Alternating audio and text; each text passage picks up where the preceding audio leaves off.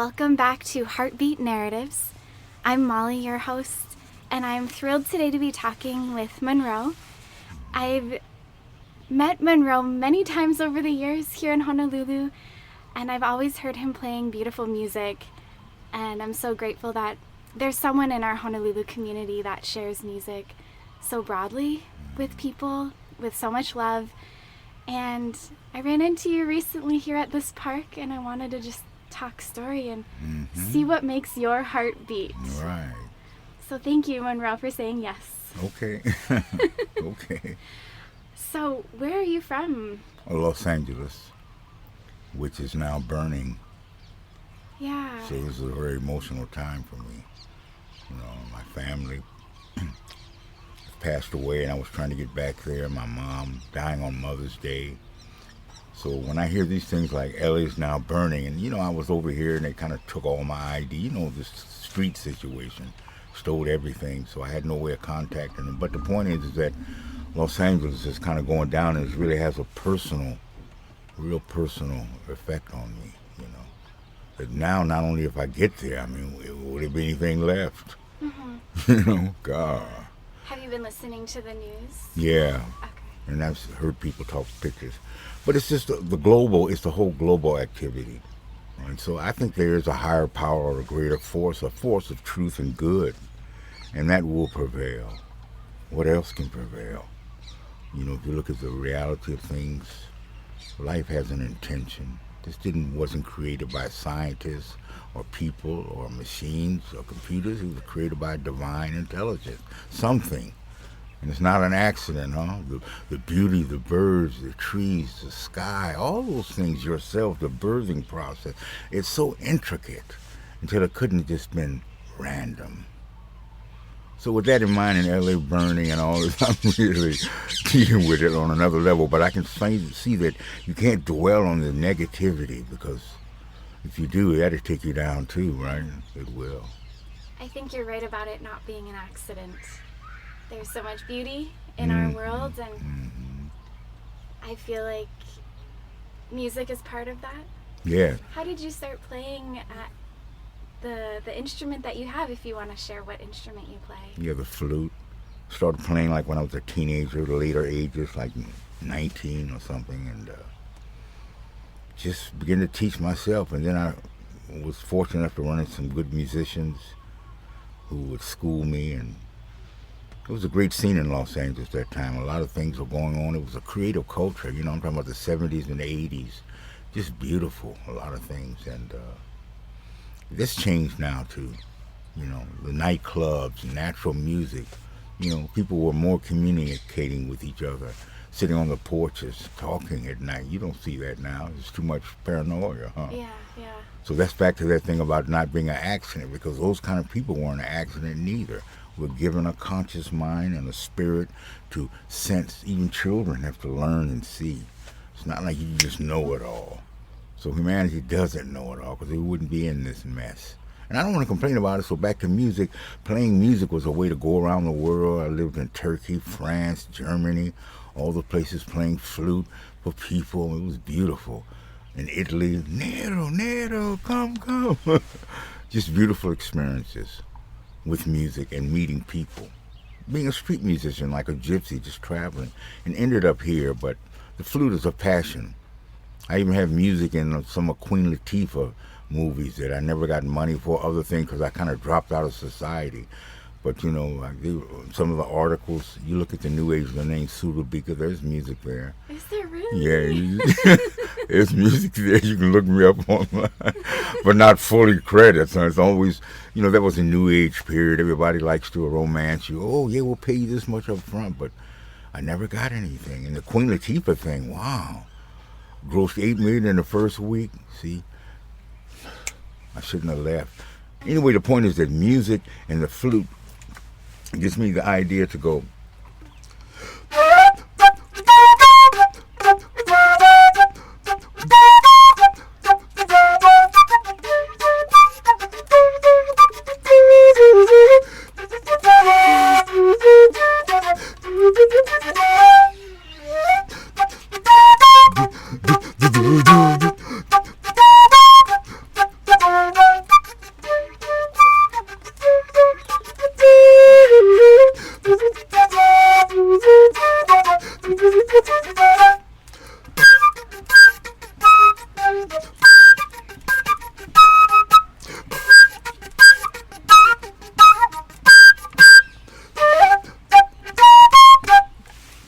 Mission Impossible.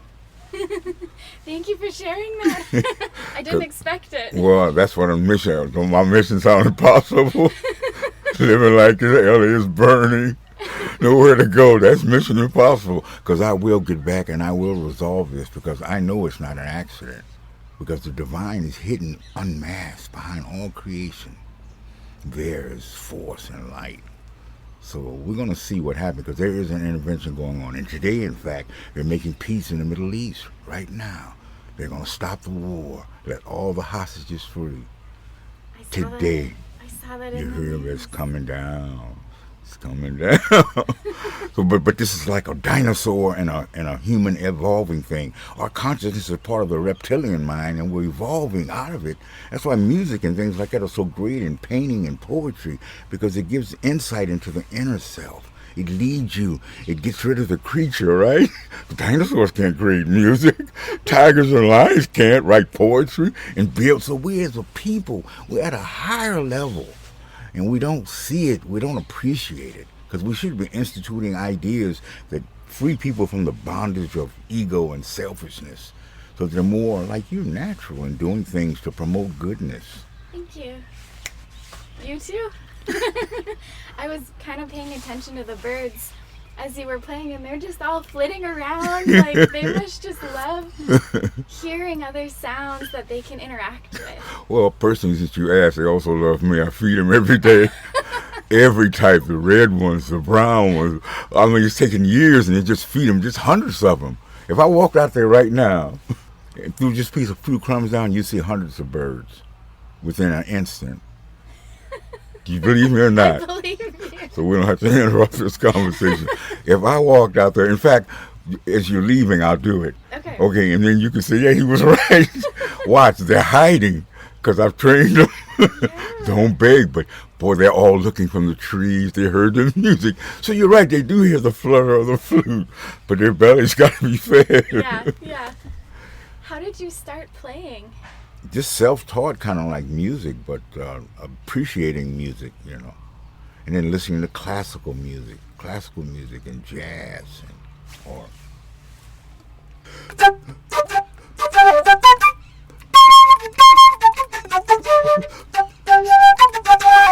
you know, stuff like that, Mozart, you know, and then play Stevie Wonder, you know.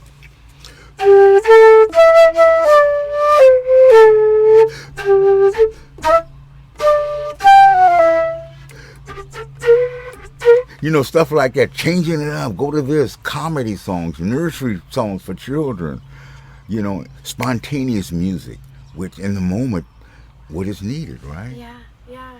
It's like you can't, you know what I'm saying, and it's what's needed. There was this great flute player named Eric Dolphy. I knew his parents from L.A., a great musician, and I knew them, but he would immediately experience a moment in life, see children playing or something, go home and play his instrument, expressing what he saw, what he felt. You know, pictures of him sitting by think about that, brother, sitting by a spring playing his flute, while others out in the marketplace screaming and hollering. There's a sensitivity that it doesn't have to just be a musician. There's a sensitivity we have to get back to, huh? Yeah. An individual thing where you're aware not only of yourself, but what's around you. Really aware, not just intellectually looking at it superficially. This once great yogi once said, do you see something or are you just looking at it? Oh. Now there's a difference, because you can be taking pictures of a sunset, looking at it, and not see it.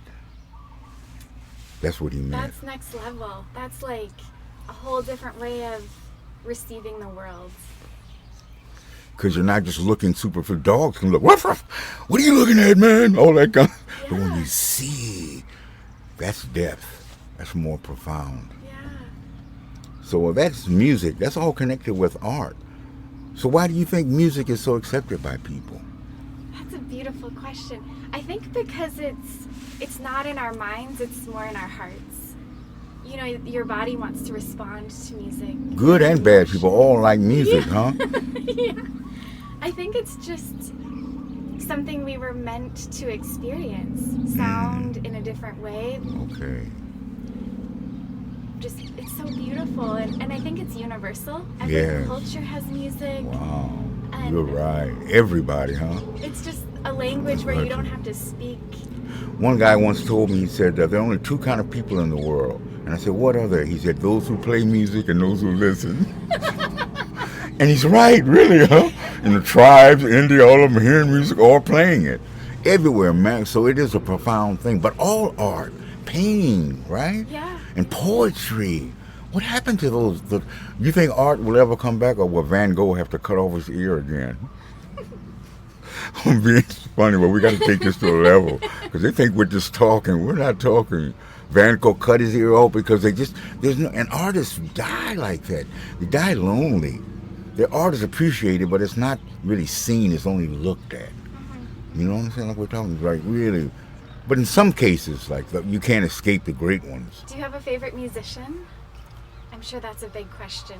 Yeah, in me, all of them, but in jazz, it's basically Coltrane and Eric Dolphy and Duke Ellington and all those kind of guys. Because I come up from jazz, Charlie Parker, Sonny Rollins, the brothers, you know. And now you can't really play music anywhere because that's kind of like cut off too. You know, where it's no live thing. Because those people in those days sitting in those clubs, they dance and feel each other and talk, huh? Now you come out, you look, you got to have a gun with you to walk somewhere, you know, and that's not good. So naturalness is good because when you take music out of schools, that's another one, prayer, any kind of internal opening of the mind chakra, you take that away, you're depriving people of growing with a foundation. Now, I don't have to say it should be just a religion or just this, but the foundation is to see what's right and then to make your own individual thought, right? But if you're cutting that off from people and kids in school, that's not good. So they used to have band in school and music and artwork. And you could take a little nap for the little kids at lunch. You know what I'm saying? You had to worry about gunshots in the hallway. Yeah. There's a big difference, isn't it? See, but once they took away that energy and started just putting like on their desk computers, you can do that too, but you got to integrate it. You got to build a bridge, huh? Yeah. I think the arts are a bridge for so many people.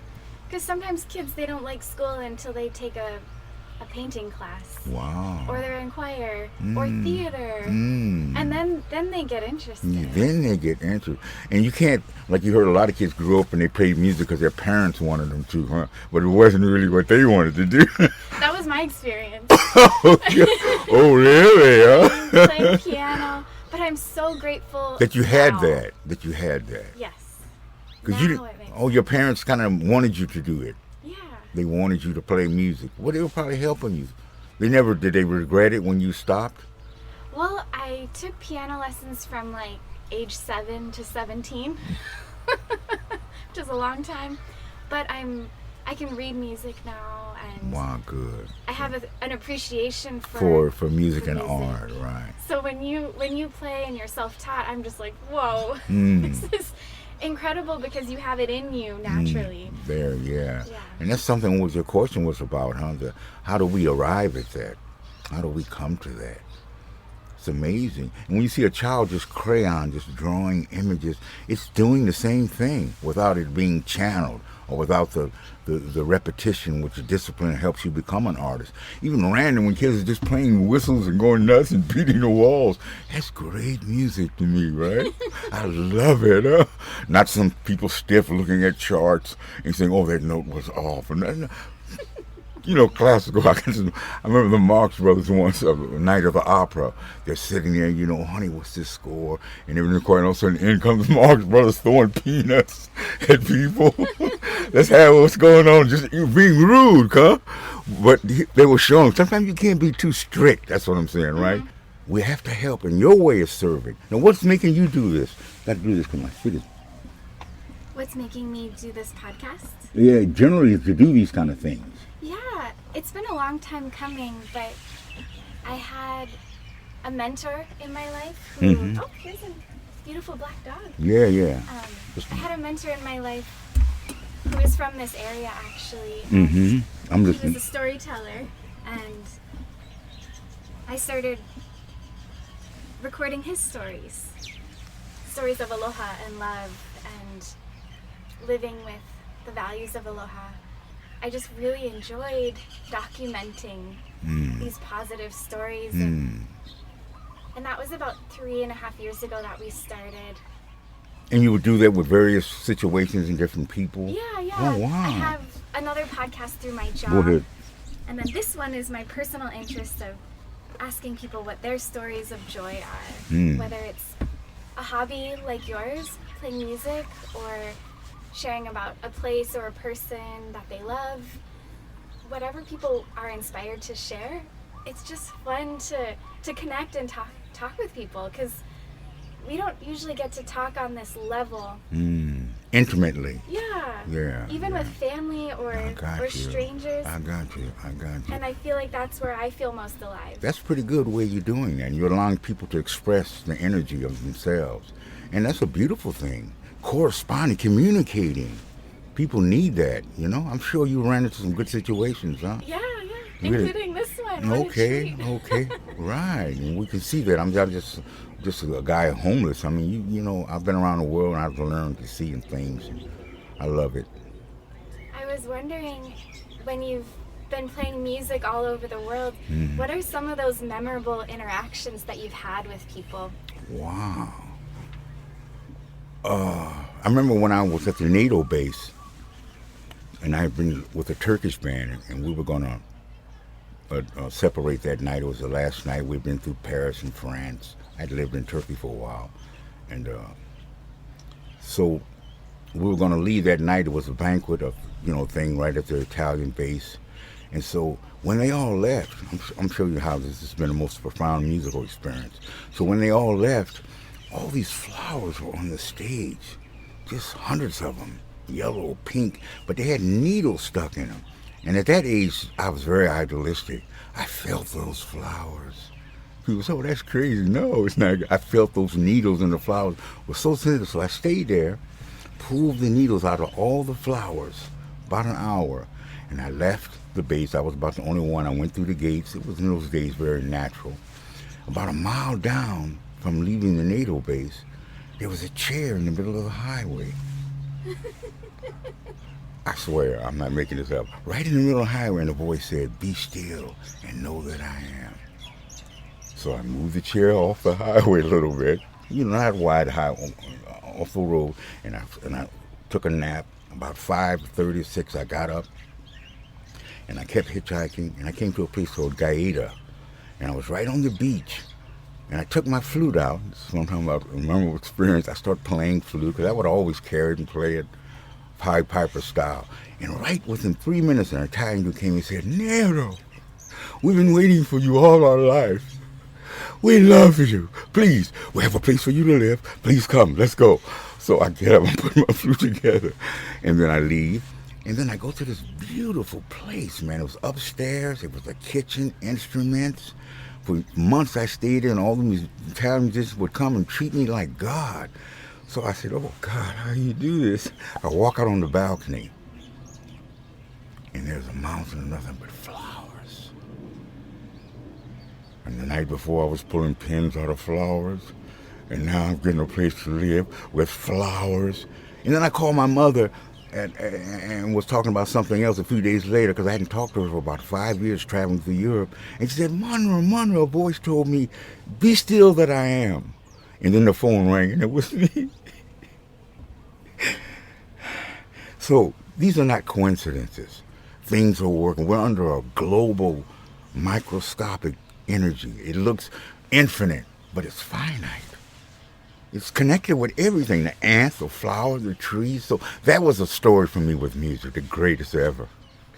God, that was an incredible experience. And I felt the flowers were speaking to me. In fact, you got flowers on your that's a couple of flowers. They look like flowers to me. I didn't think about what I was going to wear today, but that's what I was talking about, that unconscious realm. A synchronicity there. Synchronicity. Yeah. And that's not religion. That's a natural way of things. And if we could realize that, perhaps our world would get better. And that's looking and seeing, right? Mm-hmm. You were not looking at it, but now you see it. Yeah, now I'm seeing it. Oh, it's crazy. And so I'm glad to have let this off my chest. So music and traveling and these experiences have been a great thing. And I'm going to get back to it now with music. I'm going through a heavy period. I'm not over the hill yet, and I'm going to play and get back to the mainland if I can, and just walk around with flute. and just start finding out what's going on. I totally think that's a beautiful path forward. Oh, I can get some gigs playing. You know? Or I'll come in like this. Or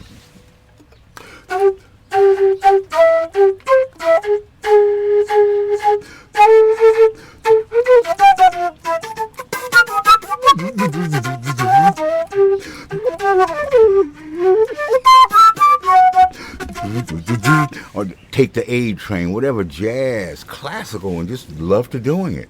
And hopefully that's left, because now there are no more clubs. There's no natural playing like it used to be. Another thing, when I started, people would be playing bongos in the park. Remember that? I do. What happened to that kind of simple having a picnic of fun? And remember that? Yeah, just jam sessions Jams in the park. and the Salvation Army in the streets around Christmas. Yeah, yeah.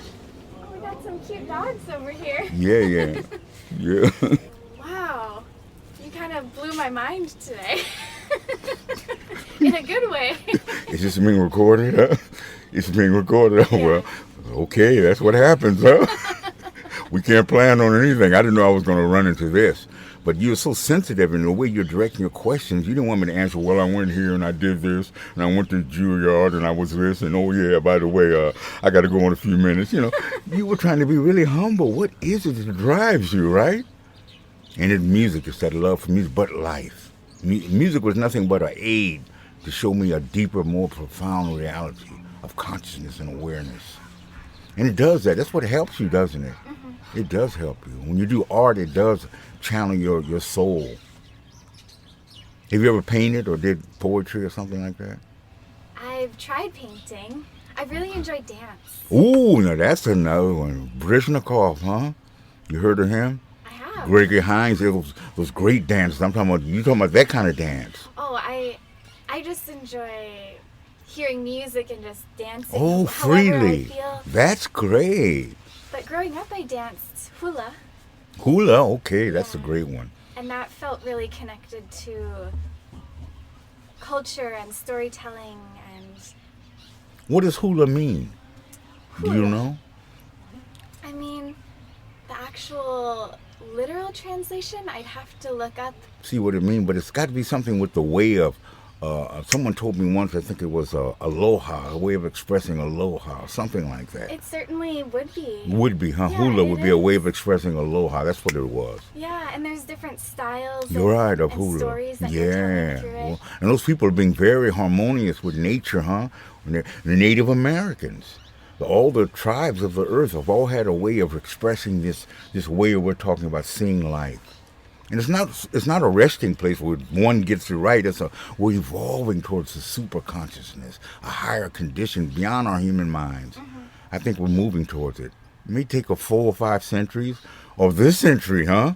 Because people are being pressed now. They're losing their homes and families are dying. We're all seeing the value of life the hard way. The hard way.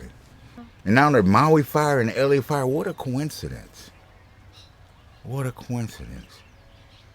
What a coincidence. It feels like we're being challenged so that we can grow. And I don't know if everybody feels that way, but that's sort of my impression of it all. So every week, do you rotate between different places to play music? Yeah. Moving around. Still going to Waikiki back at night, but I had a few incidents a few years ago there where late at night there is bad news. Used to be so creative and going on, you know, back in the day, but now it's different. Hawaii is changing a little bit, isn't it? Yeah. Are the students kind of aware in the schools of what we're talking about? Are they discussing issues? Do they feel a connection, or they just feel cut off from the past? Do you notice that? The younger people in here. That's a great question. I feel like there are some young people who do have that higher awareness of being connected to home and place and culture. But then I think there are also other younger people who didn't grow up with any of that groundedness. Yeah. And maybe they're a little bit more lost than others. Yeah. But I don't have children, so I'm also not so sure. But their behavior seems to be kind of disconnected, huh? I mean, like some of the time during the hippie period and all that, you heard voices. Remember the youth would speak up and stuff, but now it's like they just are in their phones and they kind of don't really care about the rest of the world. That's the sense I feel. Although they do care, but it's not an issue like it used to be. Boy, they protest about everything. There are cornflakes over there. We're going to protest today, right? It's got to be more universal, and people are communicating, right? You can have your own religion, your own way, but we're in America. America's a great place for conglomeration of energy and time to show a new humanity. Anything else that you want to add about playing music or what we talked about? Just that, I'm glad I had a chance to express this, and music will go on. And you get back to me and let me know, because we really, I didn't mean to go to this personal level, but it's okay, because we're sharing something, right? Yeah. And I trust you with this information, you're getting a personal testimony of my life. And just keep your eye on that Super Bowl. All right, and you'll find out. So who's going to win? Well, we'll put it like this. The foxes have holes, the birds have homes, nests. That's one of them. And if the Rams get in there, I'm a miracle man, right? Yeah. Because everybody expects Holmes and them to do it, but no one will see. And one more thing. When you hear da-da-da-da, da-da-da-da, da-da-da-da-da-da-da-da, that's Beethoven. Well, Beethoven was deaf, so he couldn't hear music outwardly. He heard it through the vibrations from within. He could still hear all those notes in his own inner ear. And they say, if a tree fell, would there be sound? Why, that's Beethoven. There is sound. There's a vibration beyond just sound. And we're so deeply hidden in it. This is coming out of me. I didn't think about it. So we'll see. And I hope whoever listens to this can share with me this understanding. It may sound different, but we got to get at this thing. We'll see the next few years if the world gets better, right? And you keep doing what you're doing. Find other people. Bring them. You can even say, yeah, I had this one guy and we were talking about life, and what do you think? People need to think. They need to express their deepest emotions, instead of superficial stuff. Oh, your dress looks nice. Oh, those are cute little shoes. Okay, good. You're a great person, and thank you. And I want to tell you all, she's a good soul and a good person. She's on a mission, impossible. Thank you so much, Monroe. What a pleasure to talk with you. It was a script from heaven and within, right? We didn't have any notes. And thank you, too, for being that spirit.